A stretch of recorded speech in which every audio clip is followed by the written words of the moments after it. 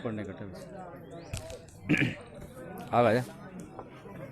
नमस्कार, आप देख रहे हैं जी न्यूज़ पोर्टल और मैं राजेंद्र प्रसाद। आज मैं बामना उपखंड के ग्राम पंचायत सुमेल के पलासोद गांव में हूं, जहां तुलसी माता का जो विवाह है वो संपन्न होने वाला है। शाम को आज बारात आएगी और उसी में ये जो गायन पार्टी है वो गायन का जो प्रोग्राम है वो दिखा रहे हैं। लेकिन सबसे बड़ी बात, आज हमारी जो भारतीय परंपरा, राजस्थानी जो परंपरा है पद गायन की, लोकगीतों की, वो कहीं न कहीं लुप्त होती नजर आ रही है। लेकिन आज भी हमारे क्षेत्र में ऐसे गायक कलाकार हैं जो अपना काम धंधा छोड़कर इतने बिजी शेड्यूल में बिजी होने के बाद भी इस जो भारतीय संस्कृति, हमारे राजस्थानी जो परंपरा है उसको कायम रखा है। तो आइए हम उनसे बात करें। दो कलाकार हमारे साथ में हैं, एक तो शेर सिंह जी और दूसरे झंडूराम जी। झंडूराम जी हमारे साथ में, ये झंडूराम जी हैं और ये शेर सिंह जी है। आज जो ये परंपरा कहीं न कहीं झंडूराम जी लुप्त होती नजर आ रही है, लेकिन और समय का भी हर किसी के पास समय नहीं है। किसी से भी पूछ लो, आपका समय नहीं है, हमारे पास नहीं। लेकिन इस परंपरा को, हमारी भारतीय परंपरा, हमारे राजस्थानी जो कला संस्कृति है, इसको आज भी आपने बरकरार रख रखा है। तो सर, आप कोई कारण या वजह बता सकें और कितनी परेशानी होती है इसको, कलाकारी को इस तरह संजोग रखने में? देखो, हम एक खेती से जुड़े हुए हैं, लेकिन फिर भी टाइम निकाल करके ये हम संदेश देते हैं पब्लिक को कि जो हमारी संस्कृति है इसको जिंदा रखें और हम इस पद गायन के रूप में हमारी संस्कृति को उजागर कर रहे हैं, इसका विस्तार से और प्रदर्शन कर रहे हैं। कहीं हमारी संस्कृति लुप्त ना हो जाए, चाहे हमारे घर के काम बिगड़ जाएं, लेकिन हमारी संस्कृति को हम लुप्त नहीं होने देंगे। बहुत धन्यवाद, बहुत अच्छी बात बोली कि हमारा घर का काम बिगड़ जाए लेकिन हम भारतीय हमारी संस्कृति इसको हम लुप्त नहीं होने देंगे। एक बात अपना भी जो गायन के माध्यम से आपने कहा कि सब जो गायों की जो दशा हो रही है और घर घर गाय बांधने चाहिए, आज ये बहुत अच्छी बात बोली, लेकिन क्या इस बात को लोग मानते हैं? देखो, मानने वाले तो मान रहे हैं, लेकिन जो नहीं मान रहे हैं वो इस बात से अपने आप में दुखी हैं। जब हमारी गाय दुखी हैं तो इंसान दुखी रहेगा ही।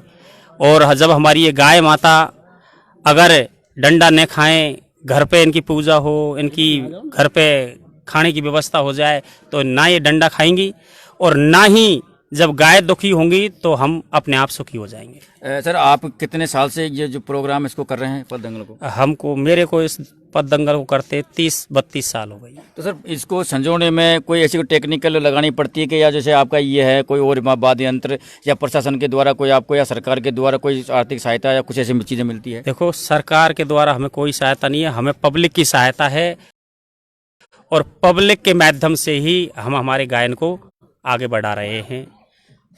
मतलब जो सहयोग हो रहा है जो पब्लिक और भामाशाहों के माध्यम से हो रहा है, किसी और का कोई सहयोग नहीं। तो सर, जैसे आप आते हो गायन का करने के लिए, या आपका काम भी छोड़ के आए हो, आज के ज़माने में अगर बात कहें तो मजदूर की कीमत भी, अगर वो काम करते 700-800 रुपये की मिलती है, तो आप यहाँ 2 दिन लगाते हो, तो उसका सर पैसा कैसे निकल रहा है?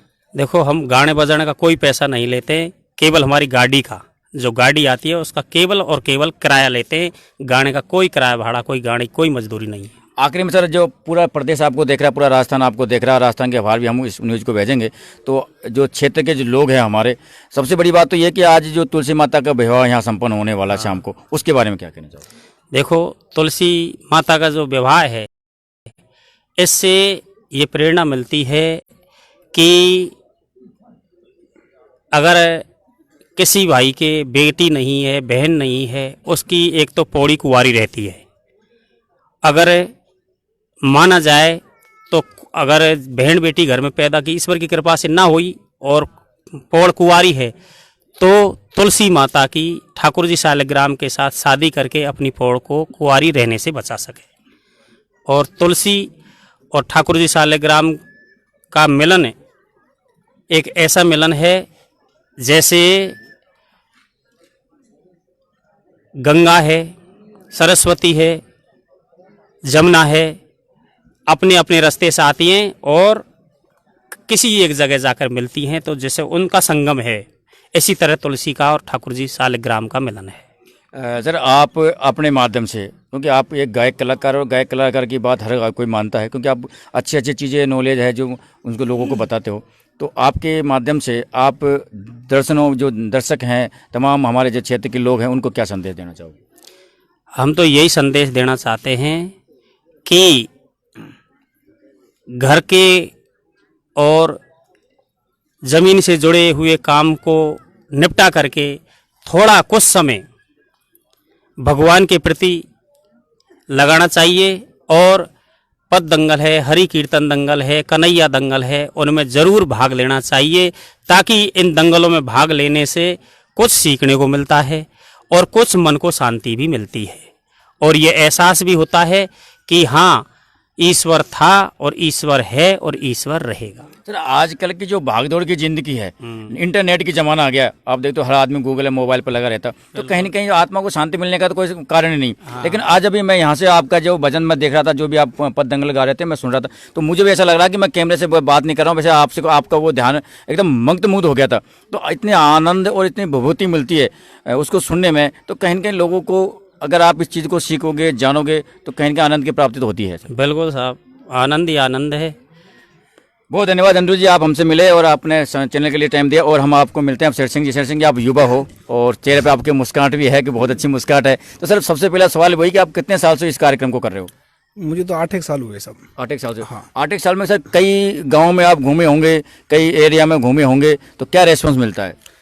बहुत अच्छा रेस्पॉन्स मिलता है। और वैसे गुजरों में ऑल स्टेट में एक ही पार्टी है, और मैं, मेरे गुरुजी धबले राम जी, भाई झंडू राम और सारी जितनी मीणाओं की पार्टी है मुझे प्यार करती है अकेले से। धबले राम जी? हाँ, ये धबले राम आओ जी। ना, आप भी आओ। और इन्होंने मुझे राजस्थान के कोने कोने में घुमा दिया, हर जगह। तो सर आज जो हमारी जो परंपरा है, कहीं न कहीं ये खत्म होने के कंगार पे है। ये मान लीजिए कि पहले बहुत घर घर में गायक कलाकार निकलते थे, घर घर में भजन कीर्तन हुआ करता था, लेकिन आज बहुत कम लोगों में मिलता है। तो क्या इसको बरकरार रखने में कोई परेशानी का सामना करना पड़ता है आपको?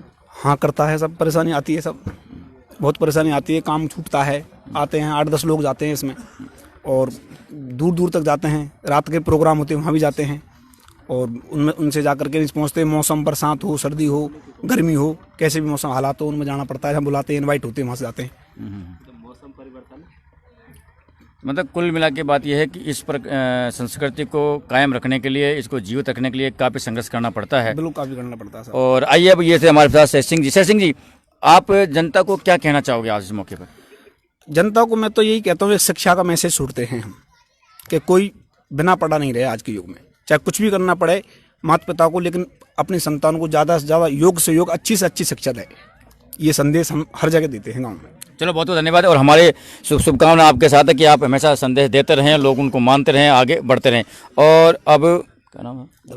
धबले राम जी। शायद नाम लोगों ने बहुत सुने होंगे और चर्चाएं बहुत सुनी होगी, तारीफ बहुत सुनी होगी, लेकिन मैं आपको आज जी न्यूज़ पोर्टल के माध्यम से धबले राम जी से आपकी मुलाकात करवाता हूँ। ये है धबले राम जी, जो क्षेत्र के अंदर इनका एक नाम है गायन के क्षेत्र में, और इन्होंने हमारी जो भारतीय संस्कृति, हमारे जो राजस्थान में जो चलती है, उसको जीवित रखने में अहम भूमिका निभाई। और कई ऐसे कलाकार सर आपने पैदा किए होंगे या निकाले होंगे, जो आज आपकी जो संस्कृति है उसको बचाए रखे हुए हैं। हाँ, सही बात है आपकी। तो धबले राम जी क्या कहना चाहोगे आप, इस छोटे शब्दों में बड़ी बात हो जाए, जैसे कि आप अपने क्षेत्र के लोगों को क्या कहना चाह रहे हो? नहीं, मुझे 57 वर्ष हो गए इसमें। जब मैं गाता था तो पार्टी बहुत कम दंगल में आदमी होते थे, और अब इसका इतना प्रभाव हो गया कि राजस्थान के कई 10-20 जिलों में इसको गाते हैं, और इसके गाने पर 5-5, 10-10 हज़ार आदमी एक जगह बैठने का मौका मिलता है। गांव में भी भाईचारा रहता है, गाने वालों से एक दूसरे गांव से भी संपर्क होता है। और इसमें हम कोई भी विषय ले लेते हैं गाने में, पौराणिक कथाओं का विषय लेते हैं जिनका असर अच्छा पड़े। कभी झूठ नहीं बोलनी चाहिए, कभी सत्य से नहीं हटना चाहिए, कभी भगवान को नहीं भूलना चाहिए। ऐसी कथाओं को लेकर उनका हम अपने आप में खुद काव्य करके और पब्लिक के सामने उसका प्रदर्शन करते हैं, पब्लिक तक पहुंचाते हैं। इसमें शिक्षा विषय भी ले लेते हैं हम। शिक्षा विषय जैसे स्वास्थ्य मिशन, जल संरक्षण, ऐसे सरकारी आयोजनों में भी प्रोग्राम देते हैं हम, कभी कभी मिल जाते हैं ऐसे। तो सरकारी आयोजन के प्रोग्राम आपको मिल जाते हैं? हाँ, मुझे मिलते हैं ऐसे, क्योंकि मुझे सन 12 से कवि और लेखक की उपाधि है, तो इसलिए मिल जाते हैं, मेरे को आते हैं ऐसे प्रोग्राम। तो उनमें भी हम जो सरकार चाहती है उनकी योजनाओं को पब्लिक तक पहुंचाने में इस राग के माध्यम से आसानी से पहुंचा सकते हैं। क्योंकि राग एक ऐसा है, इसमें गद्य पद्य है। जब हम गाते हैं अकेले तो हमारे साथ कोई म्यूजिक नहीं होता, तो हम जो कहना चाहते हैं वो पब्लिक तक पहुंचाना आसान है। नहीं सर धबले राम जी, म्यूजिक नहीं हो भले, लेकिन आपकी जो आवाज निकलती है ना सर, वो बहुत शानदार प्यारी आवाज है। पार्टी के साथ तो म्यूजिक है, पार्टी गाती है तो, और जो हम गाते हैं अकेले गाते हैं। जैसे झंडू को आपने देखा अभी अकेले गा रहे थे, तो म्यूजिक नहीं है, कोई गड़बड़ हो तो ये भी कह सकते हैं शांत रहो, फिर दोबारा पहुंचाने की कोशिश कर सकते हैं। और जैसे सर, जैसे अभी आपके ऊपर अभी झंडूराम जी ने आपके ऊपर एक कमेंट कसा कि सर वो पैसा वाली वो बात थी, कोई ऐसा वो पजामा ले, तो अब मजा आता है ऐसी बातों में सर? आप हाँ, ऐसी बातों से तो आप भी मारोगे ऐसे डायलॉग? पब्लिक के हंसाने के लिए कुछ कह देते हैं, ऐसा तो कुछ आनंद मतलब देखो, आपका जो प्रोग्राम है हंसाने के लिए ही है। पब्लिक खुश होना चाहिए, पब्लिक खुश रहे। सर आज तक आपने कितने चेले ऐसे बनाए, शिष्य बनाए जो आज इस संस्कृति को बरकरार? 20 पार्टियां गा रही हैं, मेरे गीतों को कोई दिक्कत नहीं है, गाने तो मैं किसी से मना भी नहीं करता, कोई भी गा देता है। तो सर संदेश के रूप में आप क्या कहना चाह रहे हो? आप मैं तो यही संदेश देता हूँ कि पुरानी कथा शास्त्रों से भी तो उपदेश मिलता है, उसमें से ही हम कथाओं को अच्छी अच्छी निकाल, जिसमें पब्लिक पर अच्छा असर पड़े, जो अच्छे कर्म में लागू करे उनको, और हमारे मन से हम जो आज की आधुनिकता में जो चाहिए उसका प्रचार करते हैं। जैसे शिक्षा का कोई भी मिशन हो, स्वास्थ्य मिशन। एक हमारे, मैं एक कहना चाहूँगा जी, एक तो ये बेरोजगारी, ये भी एक बहुत बड़ा डंक है हमारे क्षेत्र में। एक दूसरा, एक भ्रष्टाचारी और दहेज प्रथा, इन पे भी कोई बनाया है आपने सर? काफी बनाते हैं, काफी कहते हैं, लेकिन असर कुछ कम पड़ता है, फिर भी हम तो कहते ही रहते हैं, और हमसे कहलवाते भी हैं, सरकारी प्रोग्रामों में बताते हैं कि दहेज प्रथा के ऊपर गाओ, लेकिन जो हमको बताते हैं ना वो भी दहेज लेने से नहीं चूक रहे, मतलब असर नहीं पड़ा। शिवराम कहे जानत सब है, पर बात का है जो मानत ना है, कौन नहीं जानता गुण अवगुण को। जब पशु पक्षी हित अनहित को जानते हैं तो मानस तन गुण ज्ञान न दाना, लेकिन लोभ एक ऐसी चीज है, इसको छोड़ना, लेकिन धीरे धीरे अपने आप कुछ असर तो पड़ता ही है। तो बहुत बहुत धन्यवाद सर आपको चैनल से जुड़े। तो ये थे दबले राम जी, शेर सिंह जी, झंडूराम जी, आज इन्होंने पलासोद में अपनी पद दंगल के आयोजन से लोगों को मंत्रमुग्ध किया, और लोग बेकरार है इनके पद को सुनने के लिए। अभी भी सारे लोग बैठे हैं, हमने इनका, सर आपने हमें समय दिया, बहुत बहुत धन्यवाद, और आप बने रहिए जब तक। हम तो यही कहेंगे कि हमारी शुभकामनाएं आपके साथ है, और आप गाते रहिए। और कुछ देर में आपको मैं इनका जो दबले राम जी का जो गायन है वो दिखाने वाला हूँ, तो आप बने रहिए। जब तक के लिए नमस्कार, जय हिंद, जय भारत।